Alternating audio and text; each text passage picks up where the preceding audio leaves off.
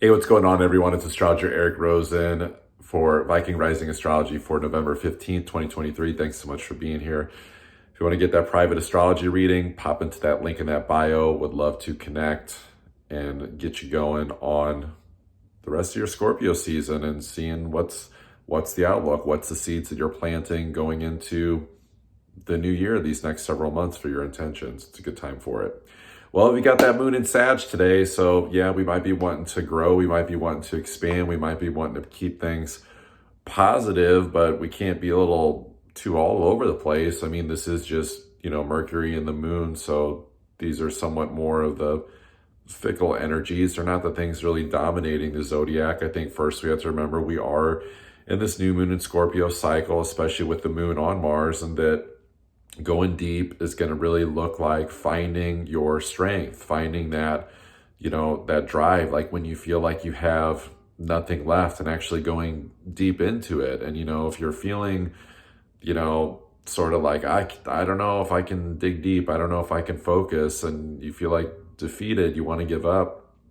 It's like, well, I think we all know what our patterns look like when we're not feeling well, right? When we don't feel strong, when we feel defeated, and it can create negative momentum and just things not going well and things not being positive, and using this sad energy for goodness. And so I think this is where we have to dig deeper. We have to find that reserve. We have to find that resolve.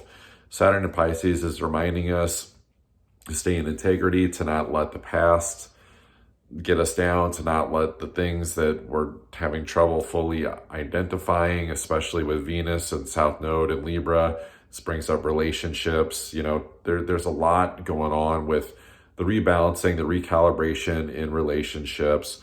I think the thing we have to concentrate on the most is our projects, our job situations, our career, our money situations, like just going back to some of the basics with Taurus and Scorpio. I don't think, it's a good time to try to use the Sag energy to go out and conquer the world and like just get like way too far out in front of ourselves. This is way more about, can we just like take care of the basics? Can we, just vibrate in the positivity and even the growth process, the divine feminine, and grounding really into that energy. And, if you're feeling like this Mars Sun is somehow illuminating some feeling of lack, of limitation in your energy field, it's like, well, tune into that. Find out what is really dragging on that and like how to shift that frequency. Remember, Scorpio definitely deals with boundaries, with that Jupiter, with that Uranus and Taurus.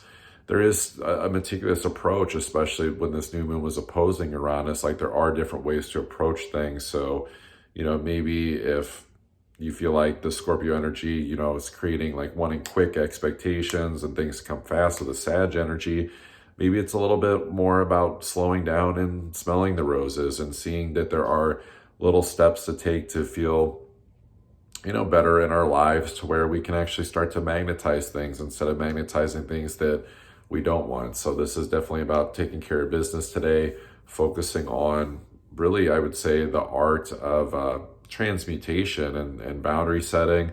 And then once we do that and we keep putting in the work and just reminding ourselves that, no matter where we're at, we can't, use that Mars Sun energy to try to, pulverize ourselves, or,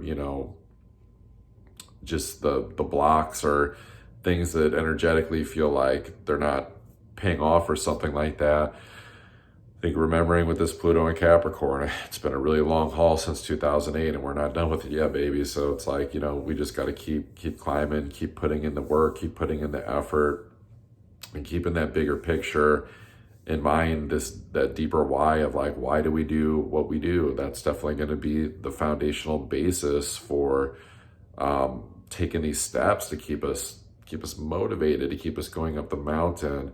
And that way, even like when bothersome things occur, at least we're rooted, at least we're foundational in things, like we're taking the steps. And it's like, okay, well, maybe I've got to deal with this little thing, but it's like staying on track, staying focused, just keep doing the things that we know how to do. And, even on the days where The sun seems like it's not shining fully. I mean, this is Scorpio season, right? It's a darkness, and it's cool, and the plants are wet, and it feels like they can't grow in these conditions. It doesn't mean they die in these conditions either, right? So it's like remembering that just because the conditions in our psychology, or could be, you know, our relationships, money situation, environment, you name it, whatever it is, it feels like the conditions aren't favorable and things aren't growing. It's like, well, don't look at it as like, oh no, I've got to stop it and throw up a dome around it or something. I think it's like way more about seeing that maybe some of the things that are dying off in the background that we can't see, that was actually going to prevent the plant from growing when the conditions are more favorable, and that we're clearing. There's always going to be a destructive clearing energy with Scorpio, right? And so we don't want to be destructive in the negative way and trying to like push things out of our way to like breathe miracle grow into the plant. It's not so much about that. It's more about seeing that there's a trust of subconsciously letting things fade away that are just taking up that space, so when that plant can naturally grow and unfurl, things go that much better. If you guys want to get that private astrology reading, click that link in that bio. I will see you next time. Love you all. Peace.